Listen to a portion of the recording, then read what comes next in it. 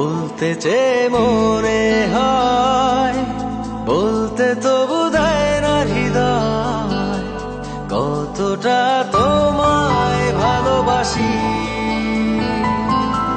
চলতে গিয়ে মনে হয় দূরত্ব কিছু নয়, তোমারই কাছেই ফিরে আসি।